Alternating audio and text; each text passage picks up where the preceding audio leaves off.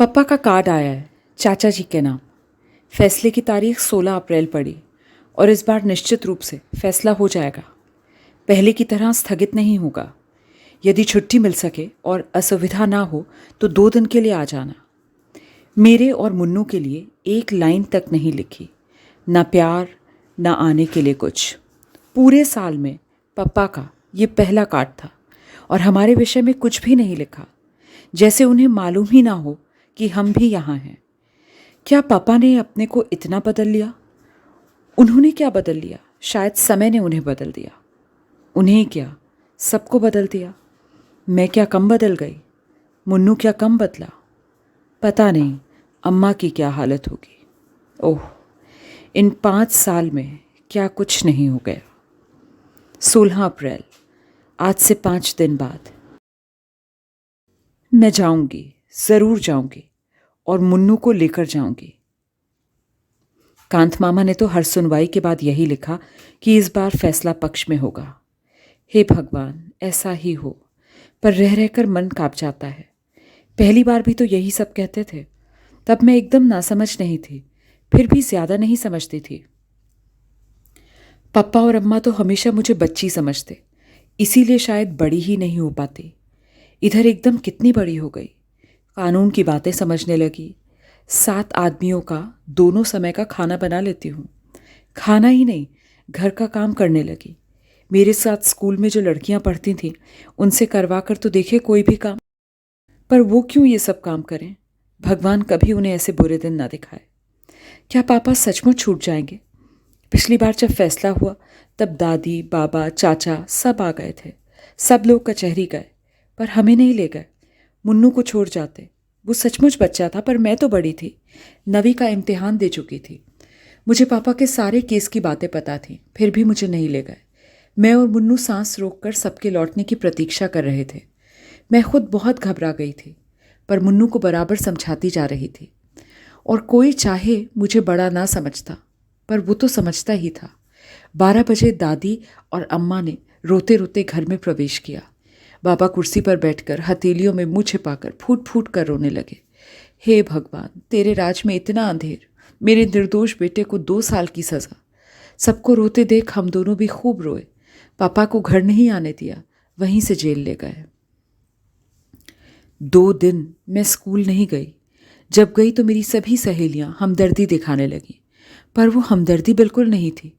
हमदर्दी क्या ऐसे कहकर जताई जाती है? हाय हाय, बेचारी के पिता को जेल हो गई। आपस में दबी दबी जबान में कहती, इतने बड़े लोग भी चोरी करते हैं, तभी ठाठ थे आशा जी के। मेरा जी होता चीख चीख कर सबसे कहूँ, पापा ने कुछ नहीं किया। बस इस समय उनके ग्रह बिगड़े हुए हैं।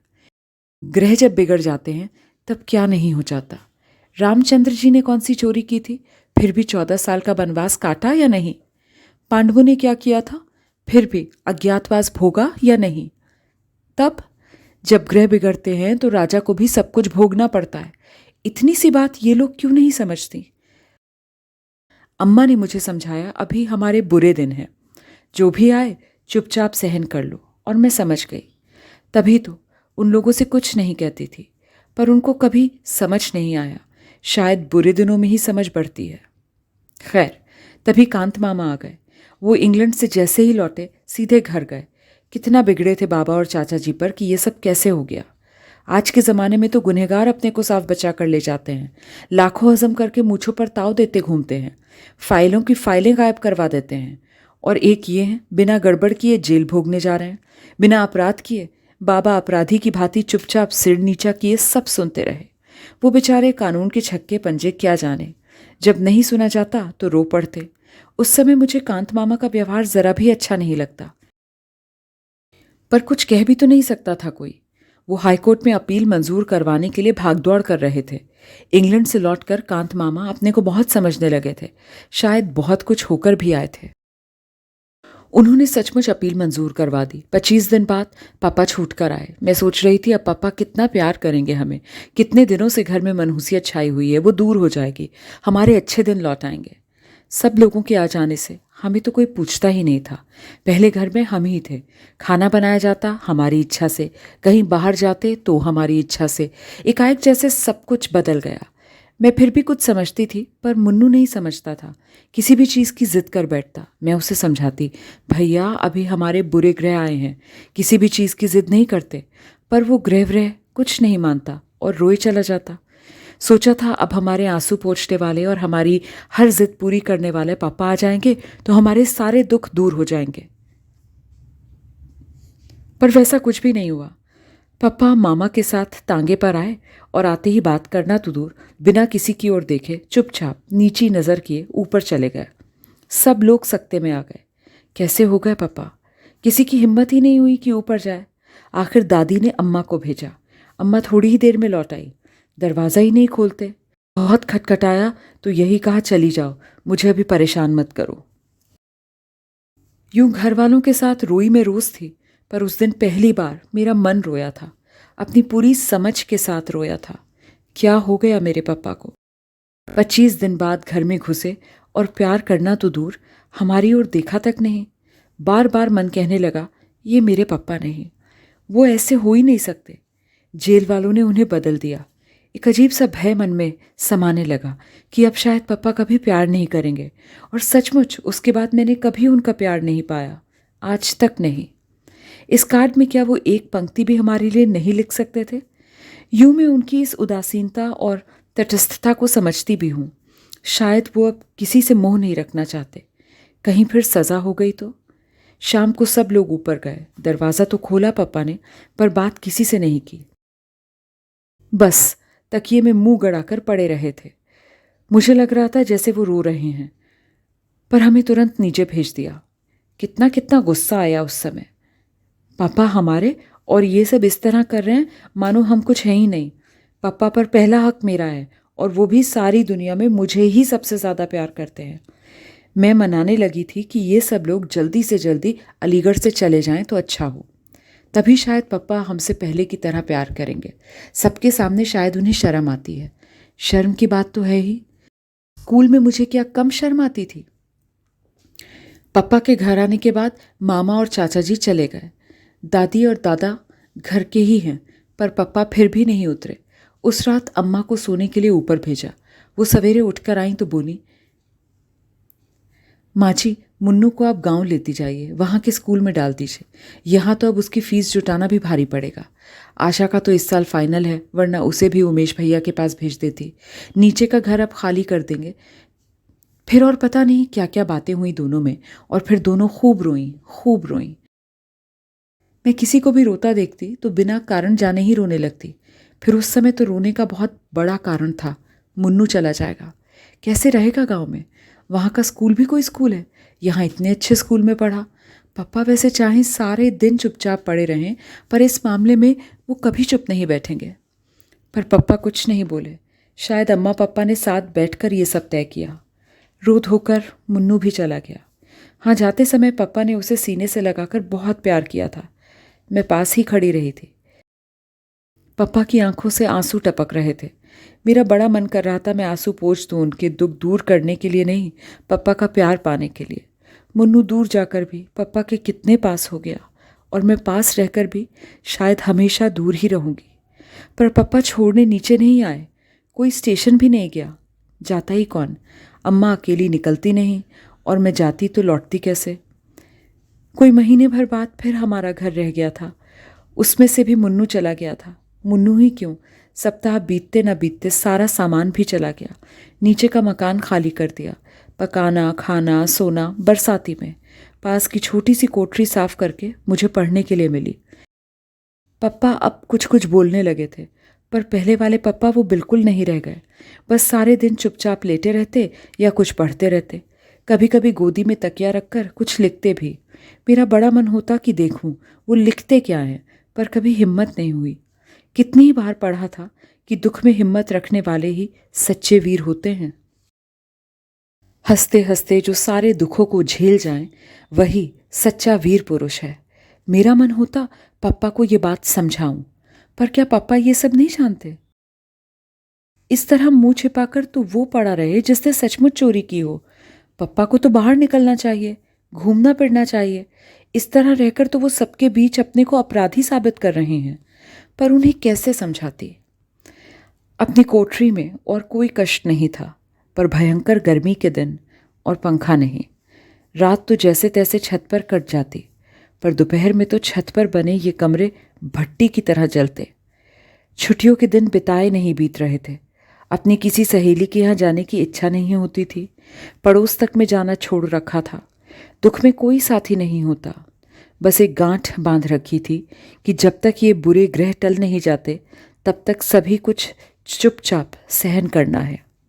जुलाई में बाबा की चिट्ठी आई। मुन्नू को 6वीं में भर्ती करवा दिया और वो खुश है। हम सब ने भी मान लिया कि वो खुश ही होगा। ऐसा मान लेने में ही सबकी खुशी थी। साथ ही बाबा ने यह भी लिखा था कि शाम को उन्होंने एक दुकान में हिसाब लिखने का काम शुरू कर दिया। 25 रुपये मिलेंगे जिन्हें वो पप्पा के पास भेज देंगे। 50 रुपये उमेश चाचा जी भेजेंगे। मेरे सामने बाबा का बूढ़ा शरीर, झुकी कमर और धुंध भरी आंखें घूम गईं। इस बुढ़ापे में वो अब फिर से नौकरी करेंगे। अम्मा ने बताया इन 75 रुपयों में उन्हें घर चलाना है। तब मुझे भी पहली बार पप्पा पर गुस्सा आया कि क्यों उन्होंने सस्पेंशन के दौरान मिलने वाली आधी तनख्वाह भी लेने से इनकार कर दिया। कितना समझाया था कांत मामा ने। चाचा जी तो एक तरह से नाराज ही हो गए थे, पर पप्पा की एक ही जिद, जब तक मैं इस आरोप से मुक्त नहीं हो जाता ऑफिस से एक पैसा नहीं लूंगा। मैंने स्कूल की बस छोड़ दी। 3 मील पैदल जाती। धूप हो बारिश चेहरे पर शिकन नहीं लाती। कभी कभी सोचती पप्पा को सस्पेंड हुए 2 साल 3 महीने हुए। इतने दिन में आखिर कितना खर्च हुआ कि बैंक का सारा रुपया निकल गया, अम्मा के सारे गहने बिक गए और भी पता नहीं क्या क्या चला गया। वकील लोग शायद बहुत लुटेरे होते हैं। कभी सोचती इससे तो पप्पा सचमुच ही ऑफिस का रुपया मार लेते तो अच्छा होता। कम से कम मुन्नू को तो अपने पास रख सकते और एक पंखा भी रख लेते। इस उमस में चमड़ी जैसे उबली जाती। ईमानदारी करके ही कौन बड़ा सुख मिल रहा है। अम्मा को पता नहीं क्या हो गया था। भीतर ही भीतर सूखती जा रही थी। कहाँ तो कुछ नहीं करती थी और कहाँ सारा काम हाथ से करने लगी। पप्पा भी उनकी मदद करते थे।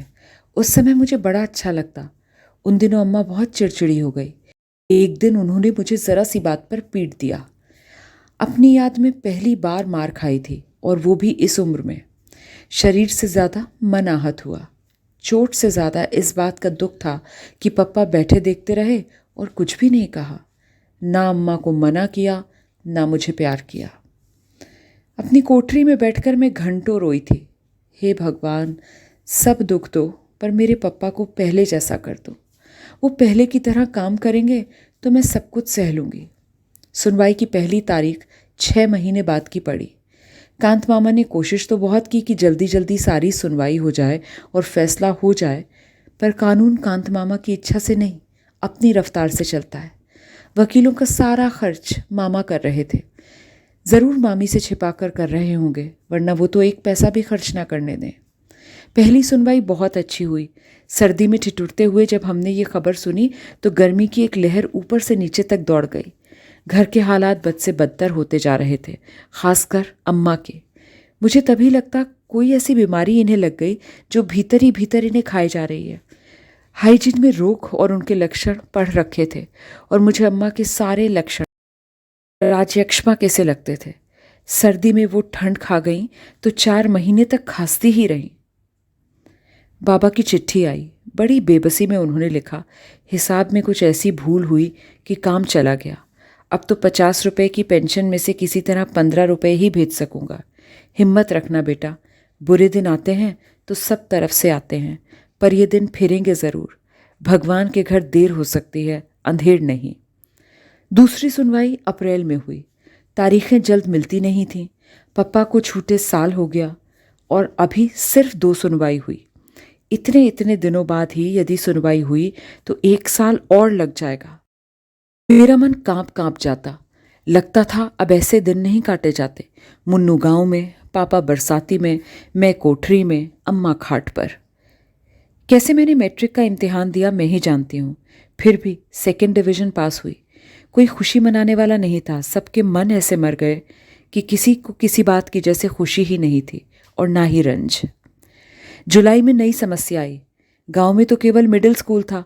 मुन्नू का अब क्या हो, मेरा अब क्या हो, यहाँ कॉलेज में जाने का तो प्रश्न ही नहीं उठता। मैं जानती थी कि बच्चों को पढ़ाना तो दूर, 65 रुपये में साथ रखकर खिलाना भी मुश्किल था। बाबा ने मुन्नू को सीधे उमेश चाचा के पास भेज दिया और खबर कर दी। यहाँ की स्थिति वो जानते थे। पापा वो पत्र पढ़कर सिहर उठे। अम्मा बहुत रोई। मैं छोरे को बेपढ़ाई रख लेती, वहाँ क्यों भेज दिया। एक बार उसे मुझसे मिला तो देते। लीला का स्वभाव कौन नहीं जानता। मेरा बच्चा सहम सहम कर मर जाएगा। 2 दिन तक वो रोती रही। पप्पा अपराधी की तरह चुप बैठे रहे। अम्मा क्यों रोती है इस तरह। पप्पा यदि कुछ कर सकते तो क्यों नहीं करते।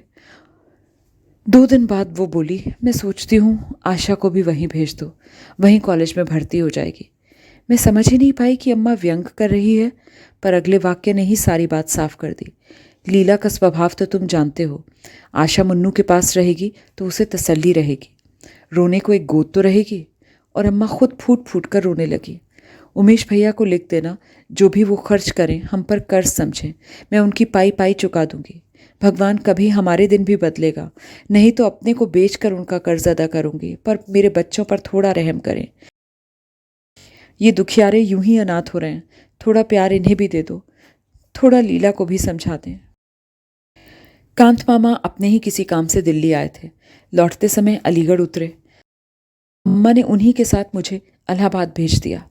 कांत मामा ने एक बार कहा ज़रूर था, कलकत्ता भेज दो, वहाँ पढ़ लेगी। पर क्या मैं पढ़ने जा रही थी। पढ़ना तो बस यूं ही था। मुझे तो मुन्नू को तसल्ली देनी थी। वो रोई तो उसे अपनी गोद में रुलाना था। और उस दिन मैं सचमुच बड़ी हो गई, अम्मा की तरह बड़ी। घर छोड़ते समय सारे बड़प्पन के बावजूद फूट पड़ी थी। अम्मा की हालत देखकर घर का अधिक काम मैंने संभाल रखा था। अब क्या होगा, इस हालत में अम्मा काम कैसे करेगी। रोज़ रोज़ के बुखार ने उन्हें हड्डियों की गठरी बना दिया था। पर अम्मा को तसल्ली देने वाले पप्पा हैं, रोने के लिए पप्पा की गोदी है। मुन्नू तो वहाँ अकेला है। अभी मेरी ज़्यादा ज़रूरत मुन्नू को ही है। रास्ते में कांत मामा ने मुझसे पूछा, शारदा को रोज़ बुखार रहता है, किसी डॉक्टर को दिखाया या नहीं। नहीं। और मुझे रोना आ गया। रोते नहीं बेटे, अब बहुत जल्दी ही सब ठीक हो जाएगा। पप्पा ने तो कई बार कहा था कि दिखा दो, पर अम्मा मानती ही नहीं, कहती है डॉक्टर झूठ मूठ में वहम डाल देते हैं। मामा चुप हो गए। मामा क्या समझते नहीं। अम्मा इसलिए नहीं दिखाती कि डॉक्टर और दवाई का खर्च कहाँ से आएगा। वो लोग तो टॉनिक और दूध फल बता देंगे, आराम करने और खुश रहने को कह देंगे। बोलो, ये सब हो सकेगा 65 रुपये में। मुझसे पूछो, इन दिनों में मैंने हिसाब चलाया है, एक एक चीज़ गिन सकती थी, पर उनसे क्या कहती। वकीलों का सारा खर्च तो वही कर रहे हैं, और वकीलों पर कितना खर्च होता है क्या मैं जानती नहीं। मुन्नू मुझे देखते ही चिपट पड़ा और रो दिया। मुझे भी रोना आ गया। चाची ने कुछ कहा ज़रूर था, पर अपने ही रोने में हमने सुना नहीं। मुन्नू को गले लगाकर मुझे कैसा लगा मैं बता नहीं सकती। इतना ज़रूर लगा कि उसे सचमुच किसी गोद की ज़रूरत थी, किसी सहारे की। मैं चाची से बातें कर रही थी। उन्हें मेरा आना अच्छा नहीं लगा था, ये साफ था, पर मैं ही कौन अपनी इच्छा से आई हूँ। मुन्नू का रंग काफ़ी सांवला पड़ गया था, चेहरा सूख कर मुरझा गया था, आंखें बड़ी सहमी सहमी सी थीं। लगा बहुत डर कर दब कर रहता है शायद यहाँ। घर में तो कितना उधम करता था। इतना सा बच्चा, कैसे उसने अपने को बदला होगा, दबाया होगा। देखा, उसका काम था साल भर के बिट्टू को खिलाना।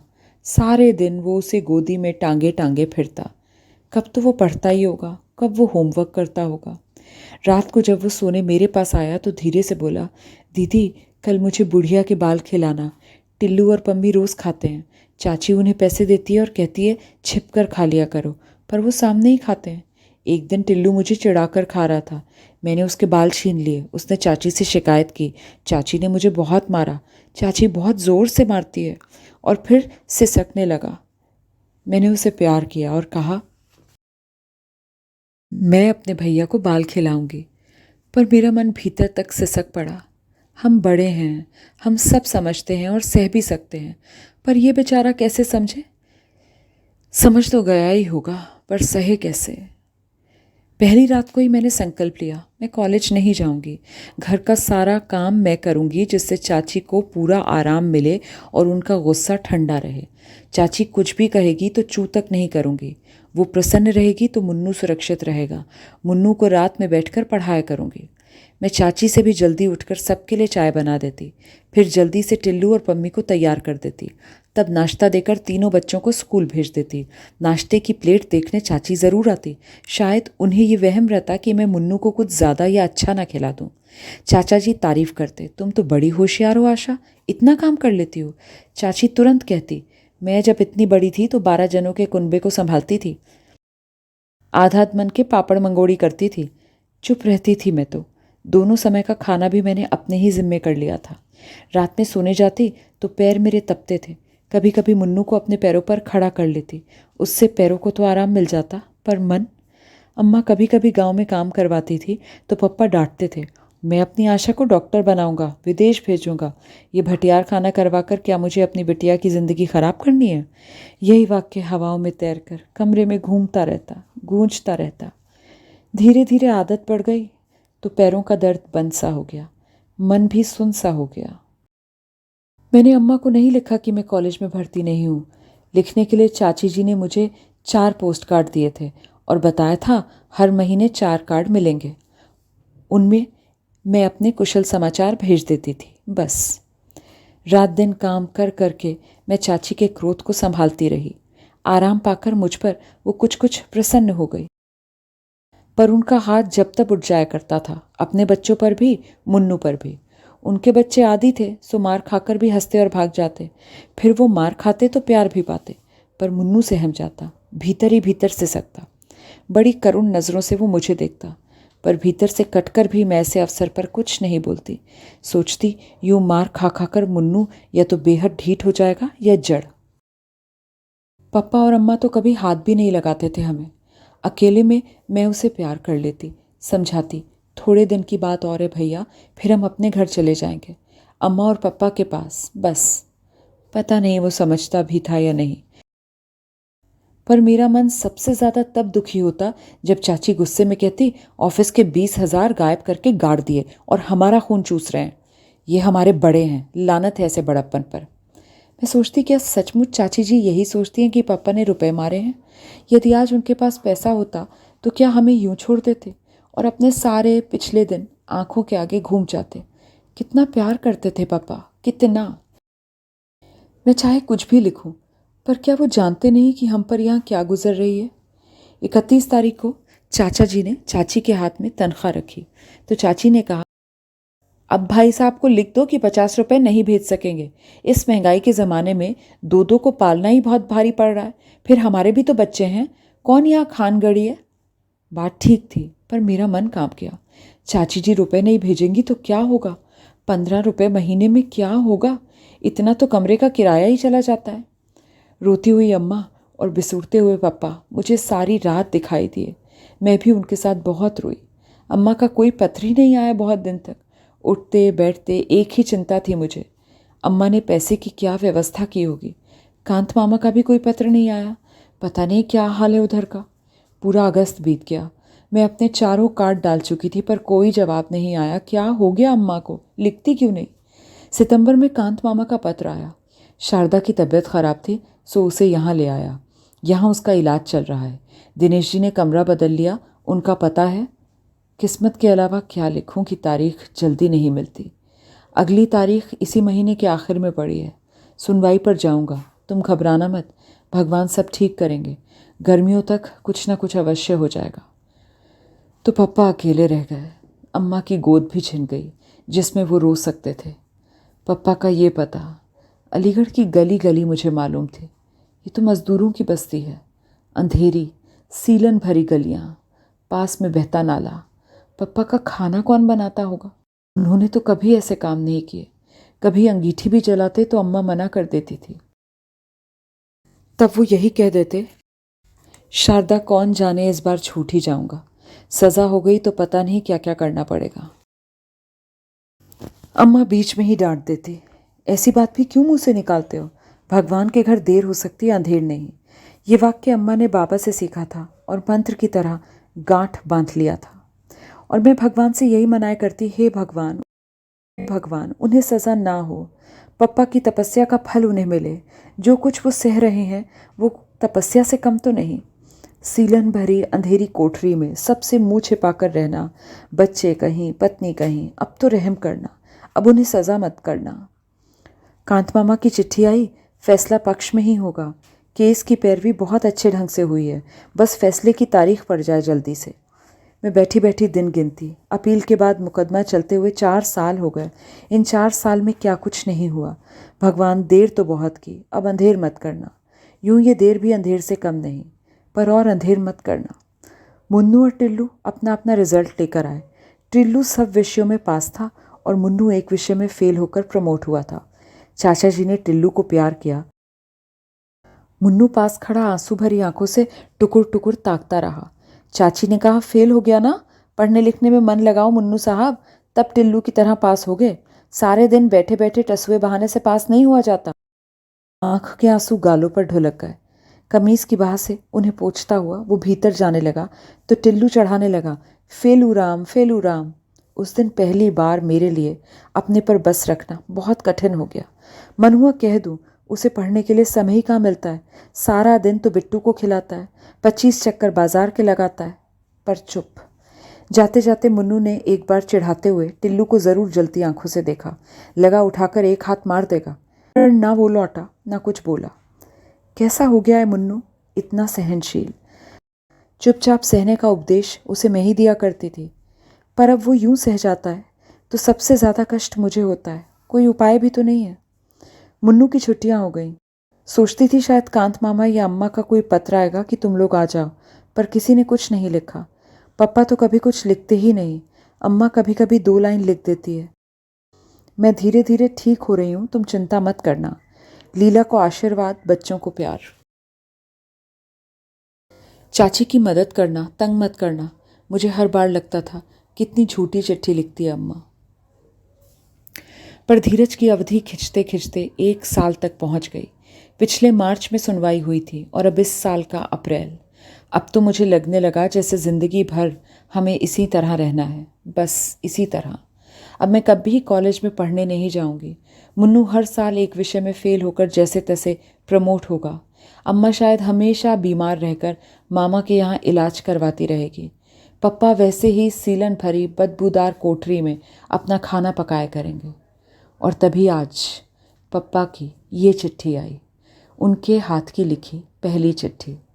मैंने 1000 बार उसे देखा, पढ़ा, छुआ, जैसे उस कार्ड को छूकर पप्पा की हालत का ज्ञान हो जाएगा।